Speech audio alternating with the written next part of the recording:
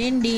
ఈరోజు మా ఆయన చికెన్ దమ్ బిర్యానీ చేసాడు. నార్మల్గా మనం ఇంట్లో వండుకునే రైస్తోనే చేసాడు. టేస్ట్ మాత్రం సూపర్ వచ్చింది. ఎలా చేసాడో ప్రాసెస్ చేసాడండి.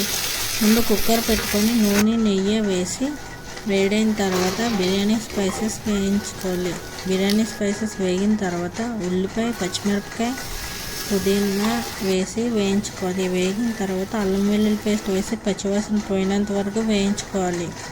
వేగిన తర్వాత టొమాటో వేసి మగ్గించుకోవాలి.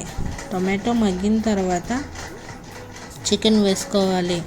చికెన్ వేసుకొని కొంచెం కారం, సరిపడినంత ఉప్పు, బిర్యానీ మసాలా, చికెన్ మసాలా వేసి చికెన్ బాగా కలుపుకోవాలి. ఆ మసాలా అంతా చికెన్కి పట్టేటట్టు కలుపుకొని వాటర్ పోయకుండా కుక్కర్ మూత పెట్టుకోవాలి. 5 విజిల్లు వచ్చిన తర్వాత సైడ్ కాపుకొని వేరే తపాలు తీసుకొని అందులో రైస్ వేసి బిర్యానీ మసాలా, సరిపడినంత ఉప్పు, కొంచెం పుదీనా, కొంచెం కొత్తిమీర వేసి రైస్ ఉడికించుకోవాలి.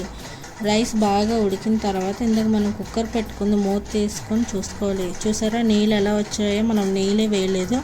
అందులో మనం ఉడికించుకున్న అన్నంని జల్లెడ పట్టుకొని ఇలా కుక్కర్లో వేసుకోవాలి.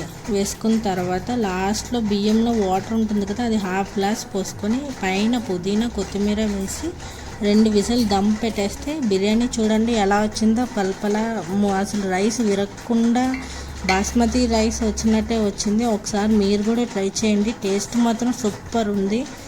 Bye bye.